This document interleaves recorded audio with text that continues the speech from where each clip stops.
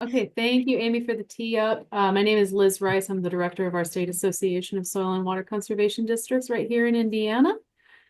And I'm gonna actually Eric and Chris, could you please introduce yourselves real quick, and then I'll take the mic back. Go ahead, Chris. Chris Matthys. I'm the chairman of the Board of Supervisors from St. Joe County. I see a few folks that joined the meeting. I had reached out to you guys here in the last week to ask about some state bills that were in front of everybody. So it's good to see a few familiar faces in there. Thanks for joining us today. And hi, everybody. I'm Eric Shideler. I'm the executive director with Vermillion County Soil and Water Conservation District. I also serve as the treasurer for the National Association of Conservation District Employees. And so very happy to be a part of this trip again this year. I was a participant last year, so it was nice to be asked to go this year. For sure. And thank you both for choosing to join us. So a couple of weeks ago, we participated in the National Association of Conservation Districts annual fly-in event. And fly-ins are very common for associations and other affiliate groups. So we were there to really, as a nation, talk to our legislators about the importance of conservation and talk about recent legislative and political events. Same as in every year, we keep very close eye on what's going on at the state and national level so that we can really speak to our representatives in DC and do some deep dives into what the impacts of those actions, good, bad, neutral, are here in Indiana. So in 2025, we talked about some of what we had heard from our members and our partners about the immediate impacts of federal funding freezes, cuts, layoffs on the conservation delivery system. We also talked about how those cuts and freezes and layoffs may change the nature of trust with our producers in government, federal, state, and local. We emphasize that conservation partnerships are celebrating 90 years. It's literally 90 years this year. And so even with some changes at the federal level, especially with the executive branch, we're really focused on our mission and we are staying resilient when it comes to conservation. We also, of course, always advocate the need for a farm bill and to keep conservation funding strong in that farm bill. In general, we felt very heard and supported in our calls for conservation funding and conservation-related policy during our meetings with legislators and their aides on the Hill. So that's a little bit of background of how and why we go. We certainly appreciate our members' support and funding in order to ensure that we can make this trip happen just about every year from Indiana. Indiana has had a really strong representation with the National Association of Conservation Districts in general, year-round, year after year, and especially at this event. So Indiana is a strong voice in agriculture, of course. So thank you all for being here. I'm going to go ahead and turn it over to Chris and ask you to share a little bit more about your overall experience in DC, especially as a supervisor and a state association assistant region director and a farmer yourself. So how'd it go for you? Well, I'm also, because I'm not busy enough, I'm also an AP government teacher up here at John Glenn High School. So really enjoyed being just up close to government like that. That experience on a personal level is really amazing. But then to sit down with all of the aides and the congressmen and senators themselves and just have a conversation with a person. You know, they're not a talking head. I mean, they do that on Fox News or CNN, but in the end, they are representing constituents and they do want to hear from constituents. And so to sit down as as somebody who works with the land, somebody who serves a civic duty as a supervisor and is connected to the state and national organizations, they really like hearing from the folks that are on the ground doing the work. They operate in very sterile hallways. They hear from people of special interests all day, every day. So it's very important that we just continue to tell our story, and we have a good story to tell. And I think that was something else that I really resonated with me as we sat and had the conversations. Everything about conservation being voluntary, it's not regulatory. It is a partnership of local, state, and federal. It originates at the local level within your individual districts. We are innovative in using the resources. These are all part of the story that we're able to share. And the aides, the representatives themselves really appreciate hearing that. And I guess my other takeaway also is it was interesting the different level of information we had to share with some of the aides. A couple of the aides were not entirely familiar with the acronyms, not entirely familiar with everything we do. You know, they understood what conservation is, but maybe not the specific programs. Whereas other aides really, they knew what EQIP and CSP, they knew them already. So education is a big part of what we need to do with our legislators as well. So having had a chance to meet with our congressman, Rudy Yackham, up here in the second district, he made time for us, sat down with us for about 20 minutes. We had a great conversation with him. And then he and his aide met with myself and a group of District 2 representatives later that week as well. So they're community-oriented guys, and they really do like hearing from us a lot. Yeah, I mean, that's democracy in action, is that our representatives and their aides, they are real people. We are also real people, and we are telling our story. And again, conservation districts, our partnership with NRCS, this all goes back 90 years. We have a great story to tell. So Chris, I thank you for sharing your experience as a supervisor and farmer and a teacher yourself, AP government. I can imagine you were having so much fun out there. But Eric, I'm going to turn it over to you as a conservation district employee and a leader at our national conservation district employee association. So overall, what was your experience coming with that perspective, that background, and that expertise? Well, it's nice to be able to go in and, number one, advocate for the partnership, because as SWCD employees all across the nation, I mean, we are very integral in that conservation delivery package. And as all the employees know, all across the board, you know, things are getting done or are getting done on the day-to-day work. I mean, we need our supervisors there to help give us direction and you know, really help assess the needs of our local districts. But you know, when it comes to that outreach and getting that conservation message told, that's, you know, that's coming from the staff at the district offices in conjunction with our NRCS partners, our ISDA partners, and all those other people that are working in conservation around us. And that's nice to go and tell that story, and just to let these folks know how, you know, how complex our conservation delivery system is and how much we rely on each other in all those different facets to get that work done. It's not just USDA, which, you know, out in Washington, D.C., that's, you know, that's what they see. That's who they hear from. You know, they have those buildings right there just off of the mall. And so they like to understand, and they like to know that when you get down to the local level, that community support, there's several groups coming together to make all of this happen. So their decisions in the Farm Bill are not only affecting USDA and USDA employees, but they're also affecting, you know, all of us down here on the local level and how we can, you know, serve our producers in our local areas. The other message that was really great to share is the fact that, and Chris alluded to this too, is that, you know, we're making local led decisions.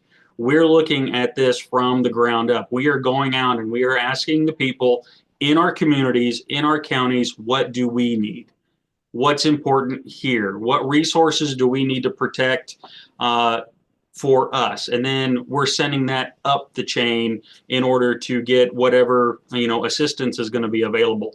And again, it's just that education piece and being able to educate not only the legislators themselves and the ones that we got to meet with, but also almost more importantly is those legislative aides, because they're the ones that are a little bit more laser focused on whatever topic they're assigned, or a couple of topics they're assigned, and they're the ones that are going to then feed their legislator with the important details when those topics come up, whether it's in a bill or a committee hearing or whatever. They're going to look to them to be able to regurgitate some of this knowledge that we're imparting on them about how conservation is delivered, how we're using those funds, and how we're making that partnership really work. So that's kind of the fun part about the whole thing, is just working with them and spreading that message.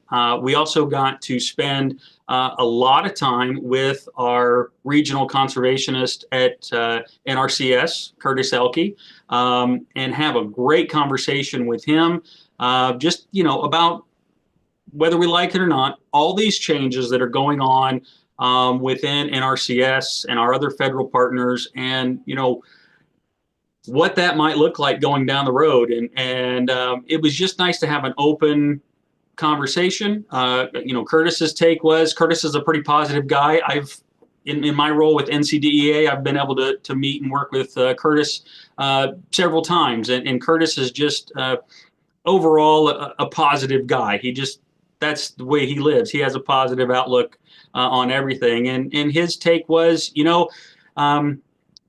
probably, NRCS is probably going to be streamlined a little bit more than we're used to, but that's going to allow them to maybe be more mission focused and be able to implement those programs for those producers in their counties, and be able to support those district conservationists. So it was great to have that open conversation. We did have a visit from Acting Chief Asst at the time, and he was in place until they got their official chief of NRCS, but we did get to spend about 15 or 20 minutes with Acting Chief Asst and just have a wonderful conversation with him as well. It was nice to hear from him. So, I echo, a lot of the things that Chris already mentioned, just being able to go in and educate, spend that time. They're real people, the aides. The joke of the day around us was, Washington is run by people under 30, because that's, you look at all these legislative aides and a good portion of them, true or not, really, they look on that younger side, and it's just kind of funny. But they loved hearing from us. We again, our message was just really well received, and it's great to be able to go in and advocate, for conservation, for you folks here at home, and help bring our story up to the Hill. But and we're going to get to this, I think, in a little bit, but that's not where it gets to stop. So. And it's also, there's another kind of joke of the day that we were tossing around was, each of the aides was asking us, what have you heard from other offices about the Farm Bill? Yes. And so the fact that they see us as a trusted resource, that they see us as folks who can really deliver that message and who can kind of share information, being kind of the experts on the ground, and having the ear of a lot of folks who are influential in the Farm Bill is really, really important. One of my favorite meetings actually was with Tanner, aide to Jim Baird. And we met with him last year, had a wonderful, wonderful conversation both years. And Tanner assured us that Jim Baird, who is vice chair of the Conservation Subcommittee on Agriculture, is fighting so hard to keep conservation in the Farm Bill, to keep those dollars there for the work that we do, for the work that we believe in. And he has he is a powerful person in that place. And so being able to meet with him personally for a short period and then with his aide for a longer period was really, really important. We've got some great work. We got some great connections. We got some great folks out in DC who are working for us, regardless of their age. They do. They do know what they're talking about in a lot of ways. Well, and real quick, Liz, if I could, as far as we've been talking about the message, very specific things that we shared with them as we talked, a dollar amount for conservation in the farm bill. When it comes down to it, they have to put a dollar amount in to the farm bill for EQIP, for CSP, for CRP, for wetland reserves. Another very important point we shared, Liz did this with everybody really well, was indicating what the freezes did in a very real way for our employees, our partnerships, and then even, of course, the funding of EQIP programs on the ground. So that message was heard from both the USDA side and from the legislators themselves. Another thing that we kind of shared pretty regularly with everybody is the way that we work with everybody. We work with urban entities and interests. We work with rural entities and interests. We work with each other to put together larger partnerships. We work in stormwater. We work in solid waste landfill inspections. That soil and water districts and conservation touches a lot of areas of environmentalism. And another message I think we also delivered to a number of them was to try to, get through some of the political buzzwords, because carbon smart and climate smart programs are probably under assault, which is dumb because we're into soil health. And when you read the lists, they're the same things that farmers have been doing since the dawn of agriculture. We've always been trying to preserve carbon. We've been trying to, keep soil healthy, because even though they didn't know the science of it, that's what they were doing in the dark ages, trying to, they didn't know why manure worked well. They just knew that it did. And so nothing's changed for agriculture with what we're trying to do. It's just, in visiting with some of our legislators, trying to encourage them to get through the political buzzwords and get down to, the nuts and bolts of what we truly put on the ground has not changed since the Dust Bowl eras of the 1930s when NRCS was created. So, when we talk about what the message was, those are just a few of the very specific topics we brought up. And I'll leave you with the last one that we talked about, and this was especially with Curtis, as I recall, just the need for workforce development among our farm service agencies, sharing with him the very personal connection that the really good employees of the Farm Service Agency and NRCS have with local farmers, and that as we have people retire, we're losing a lot of great people who have great community connections, and we're happy to be a part of some of the solutions to help bring new people on in these roles with NRCS. And so that's something that Curtis and the USDA is very aware of, and certainly thinking about solutions. And I think we have a seat at that table at some point to help bring about that workforce development piece for the federal government. So, and that's where those relationships come in play. I think he knows, and Damaris knows, that they can count on us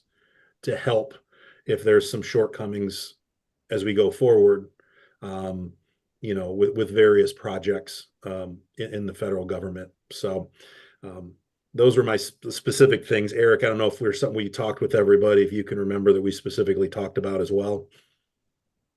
No, I think you hit the nail on the head with those. Just on that resource part there at the end, we did stress the fact that, with some of these executive orders, which, the congressmen and senators had nothing to do with. This was coming out of executive orders. We were worried about that pipeline, though, as we do have district conservationists retire and move on. Who's going to backfill those positions? And it's, we talked about and stressed, these aren't necessarily people that you could just pluck off the street. These folks have some very special skills. require some very special training, and they need some time to get developed, and that's what our soil conservationists, our natural resource conservationist folks are doing. They're getting that that education, that on the job training, then to hopefully step into those district conservationist roles as that forward facing person to the producer, and coming in with some really good experience. So we just tried to reiterate that fact that those positions are important for lots of different reasons, not only for support of the programs, but also just to get that knowledge and that experience as they move up through the ranks to then become a good trusted resource to our producers in all of their areas. So I would just expand on that portion a little bit more, but yeah, I think those were the main things that we talked to them about. Mm-hmm. Yeah, and I always exactly, and I always think in order to get conservation on the ground, we do need boots on the ground. We need people, right? Mm-hmm. So backing up a little bit, Chris, I want to move to what you described about. You met with a Representative Rudy Yakum in DC. We got about 15-20 minutes with him, and then you were actually able to coordinate a group of supervisors in the 2nd district, in Rudy Yakum's district, to have a longer meeting with him here on home turf in Indiana. And I remember Rudy saying, nobody here in DC voted for me. It's you all in District 2 who voted for me, and that's the reason that I want to connect with you. And so we've talked a lot about over the past few years, actually, the State Association Board has talked about wanting to really help level up our supervisors, our region directors, our assistant region directors, and empower them to continually create and develop these relationships with representatives at the federal, state, and local level. So maybe you can share a little bit more about your work in that area. Yeah. So, and it started with a phone call to Congressman Yakum's Mishawaka office. All of the congressmen have kind of a main field office somewhere in the district. And then they have what they call maybe a satellite office. So for Congressman Yakum specifically, he has an office down in Rochester, and then he has an office in Mishawaka, where he generally operates out of when he's home. So as simple as starting with a phone call to that Mishawaka office and getting the name of his comm director, his communication director here in Indiana, because they have a DC staff that somewhat rarely comes to the district, and then they have district staff that's generally here, here in Indiana. So starting with just that phone call and just asking for that meeting, identifying who you're with, ask for the meeting. As a first meeting, I reached out to, we had 2 supervisors there, and we had 2 district employees there, and then myself. So 5 of us total around the table, and that was a good number. We had about 25 minutes with a congressman. So one of the things about having meetings with a congressman in his office, you have a finite period of time. So the message has to be disciplined. It has to be on point. Say your piece, and they're interested in hearing the solutions that are happening on the ground that are good. Then in the end, do you have a legislative ask? Is there something that we can advocate for you?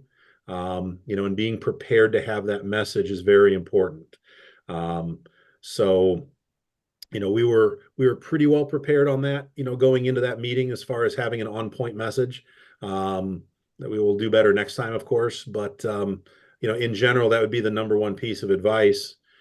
For those of you that are listening in on this, that would feel, and I would really encourage, if you are from a county that is kind of the home base for your congressman, I would really invite you to reach out to myself or Eric or Liz to see what we could do to kind of be that point person for creating that meeting. I didn't talk much during the meeting. I let my colleagues do the talking and share their stories from Miami County and from Kosciuszko County. Elkhart County as well was represented. So that's the process. It was very simple. It took them a couple of weeks to get back to me, but we were able to set up a meeting, and you just kind of invite people to join, and My friend Troy Hattery from down there in Miami County, his comment was, this sounds like a very good investment of time. And it truly is. Just to have that face time to really develop that relationship. Because in our district, we had a good relationship with Jackie Walorski till she passed. And really, Rudy is relatively new. So, kind of start over with the process. But across the state, our congressmen want to have that relationship. Their staff want to have that relationship. They want to hear from people that know. And they want to hear from people that aren't necessarily lobbyists. They understand the lobbyists have a certain message, but to hear from the folks that are the actual constituents, the folks that are benefited by the programs, folks that have good recommendations, that's kind of the message to deliver. And I don't know if there's a magic number for how often to reach out, quarterly, once every 4 months. If you know of some equip programs that were funded and they no longer are funded, but the practices are still in place, that's a great thing to show them. If you have a field day of some sort, that's a great thing to have them out to, but then make sure that there's somebody to kind of shadow them to, kind of help answer questions, because you might not get a farm person out there looking at this stuff. So, really understand you're not dealing with an expert. They don't pretend to be an expert, but they absolutely want to know how they can help. So, like I said, I would be very interested in visiting with anyone who kind of wants to be that point person. It's not a real formal thing. It doesn't take much time. It just takes the willingness to make that initial phone call and set up the meeting, and then, kind of working on your message from there. Mm-hmm. Yeah, and districts are so good. So much of what districts do is outreach and education, right? And so Yep. there's already that expertise here. If you're thinking of reaching out to your federal, state, or local elected representative, embody the fact that you are an expert. Don't be shy about that. They want to hear from you, as Chris said. So I do want to go back to what I said, and I want to encourage all of our districts, all of our supervisors and our staff locally to work with your state association region director, set up a meeting. It might take several months, several weeks to set up a meeting with your representative locally on their home turf, more or less, within their district here in Indiana. But those meetings are going to be so valuable, and really raise awareness of the need for conservation funding to continue, especially at times of transition and a little bit of uncertainty now. So this really is democracy in action. We all believe in the mission. We're on this call. You wouldn't be on this call if you didn't believe in the mission of conservation. So let's keep living it and encourage our representatives to support us in Congress. So Chris and Eric, or actually Eric, I'll turn to you. Final thoughts before we go to Q&A? Well, I just want to touch on, Chris talked a lot about, getting in there and meeting with your congressman at your home district. But, and while that's fun and it's a good photo op, and, there's kind of a little bit of starstruckness with doing that, I guess, because we see him on TV or whatever. But, I encourage everybody from every office, get a hold of your congressional offices and make friends with. You also have a regional legislative aide that is kind of, has a group of counties that they're in charge of. Get to know those people. Get those people in your office. Get those people to your annual meeting. That will also help if you do want to have opportunities to meet with those congressional people. If these people know what you're doing and they know you've got good programs going on, then they can push them to you and say, we have a new congressman right now in the 8th, Congressman Messmer. I've already met with his aide that is kind of the northern half of the district. He's been in the office a couple of different times. And I always tell them, if the congressman is back in the district and, they have a block of time that they want to see some conservation on the ground, you get a hold of me. I will make it happen. I will have places that we can go show. And they'll say, sure, that's great. We appreciate the offer. And it may not happen. But a few years ago, we had Congressman Bouchon in the county for a a farm bill discussion here in Vermillion County and had a shop talk. We had the congressman for an hour and 20 minutes because I knew the legislative aides in the district, and we set this whole thing up. And I assured them, we're going to have 10 to 15 farmers in this shop wanting to talk to the congressman, and they made that happen. And so it is beneficial to get to know those legislative aides. We joked about them in DC, but we have several that we met with last year as well from several of the different offices, and they remembered us. And so again, it's that relationship building. It's getting to know those folks, and sometimes legislative aides will actually move to new people. They want to stay in the loop, so they may when there's a new election and there's a new person. Sometimes those aides will move to whoever wants to hire them. So they may not necessarily be with the same person they were before, even in the same district, but they're still an aide. And so if you can connect them and they know you and you can connect them in their new place, that's also one of the best things about, building these relationships and keeping those relationships going. But, those legislative aides that are working all the time at home in our home districts, sometimes they have office hours. So keep up with those folks' office hours in the counties. A lot of people do once or twice a month. They'll pick a library or the courthouse or something, and they'll have an hour or two that legislative assistant will be there to hear from constituents. Kind of get on that schedule. Don't necessarily go to the office hours, but just reach out and say, hey, I know you're going to be in town. Let's do lunch or stop by the office, or, they'll come by because they want to hear what's going on in the district, because it's their job to communicate to the congressperson when they come in or on their weekly calls.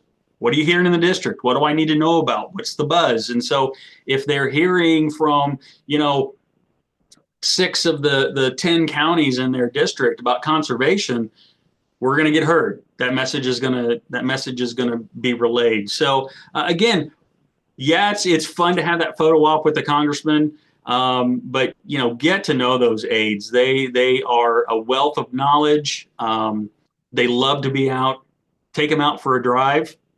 Take them out and show them stuff, because they don't know, and the more they know, the more intelligently they can speak to their their congressman or congresswoman about, things that they're hearing in these committees or splashing across their blotters that they get every day of here's what the topics are. And so if their conservation ag person has some firsthand knowledge from producers back home, that's going to be a big impact on that discussion. So I just encourage you to make friends, make those relationships with the aides at home, get them into the office, get them to your annual meeting, get them to your field days, whatever you have going on, invite them.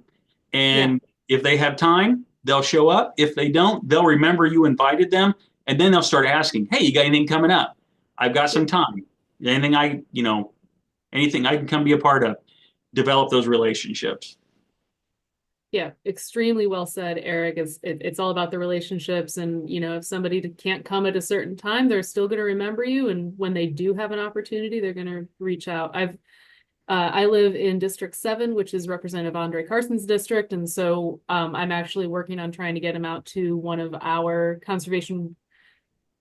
We're trying to get him out to something on May 9th, and I'm going to flex on that. But yeah, just the same thing of trying to keep those relationships. So, Chris, any closing thoughts on your end before we shift to Q&A? No, just to highlight that Congressman Carson's aide, and Congressman Carson is an urban congressman. So is Congressman Mervan. Their aides were every bit as interested in the conservation story and how it connects to their district as Congressman Baird, who of course is on the conservation committee. So they all want to know. We have this wonderful nonpartisan message to share, and I'm happy to share that with anybody. Yeah. I mean, we got to meet with 10 of 11 of our aides. One just wasn't able to get back to us in time. That was Representative Sparts, who's had a bit of a rough time lately. But I mean, for any organization to be able to meet with 10, to be able to meet with all but one of their organization or of their representatives speaks volumes to the message that we're sending. So with that, what questions do you all have? I would love to answer any questions, have an open dialogue about things. I know we've got some partners on here, we've got supervisors, we've got staff. So what's on your guys' mind?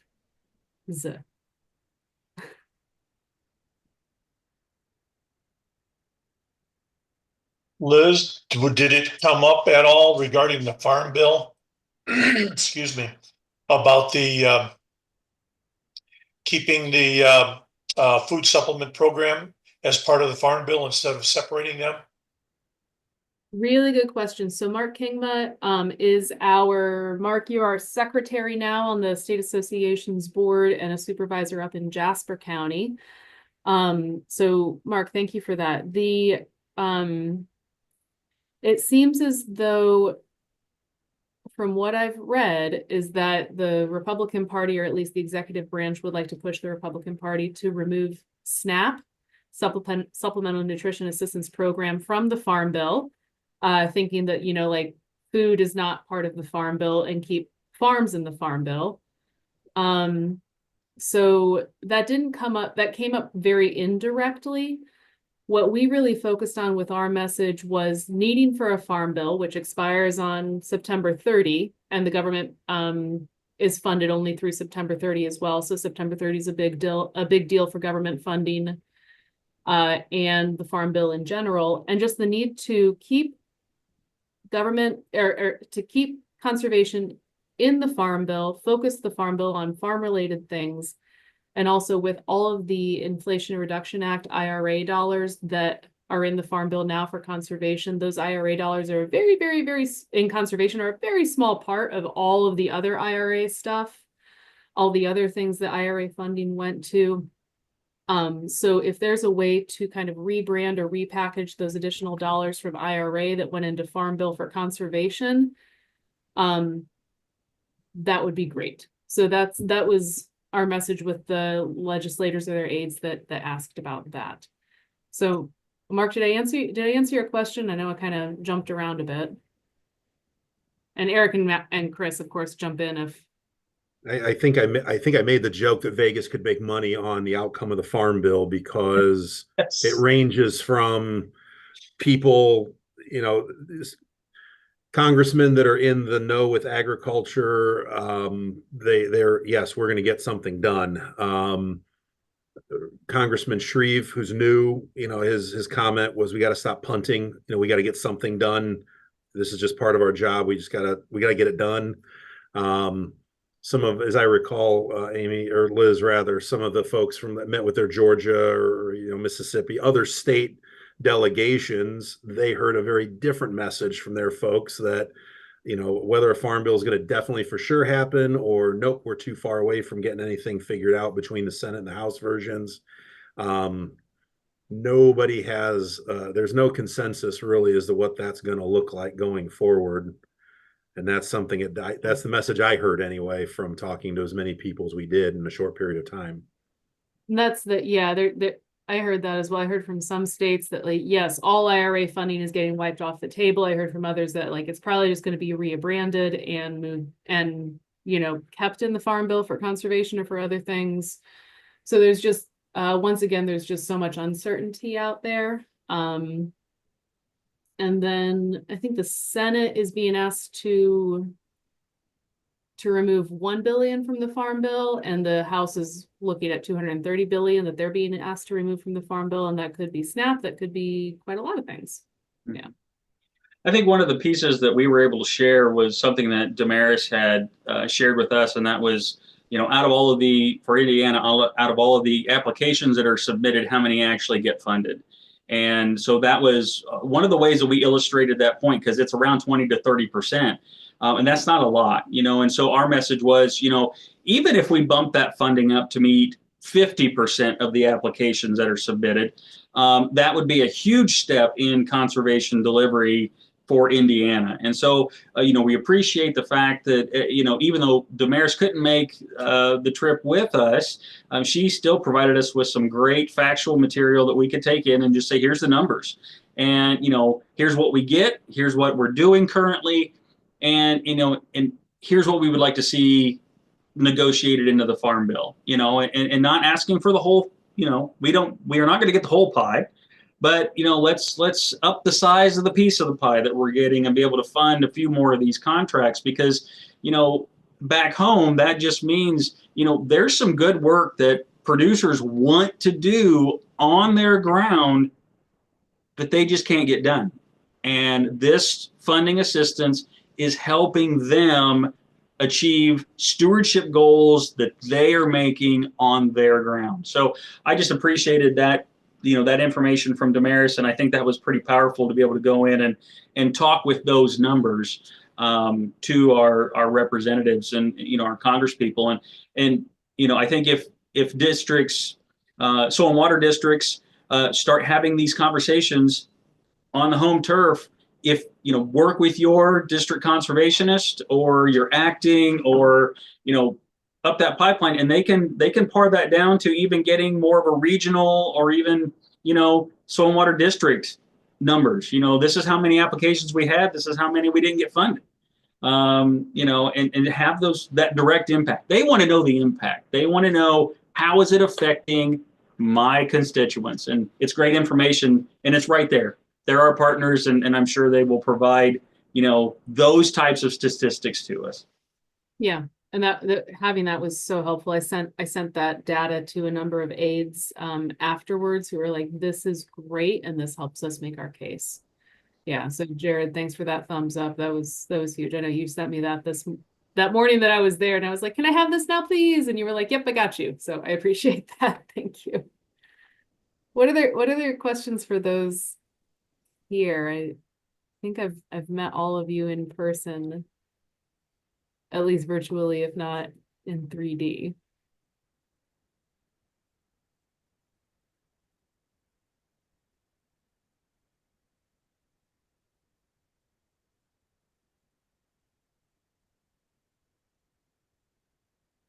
Okay, well, I know we've had a few folks drop off.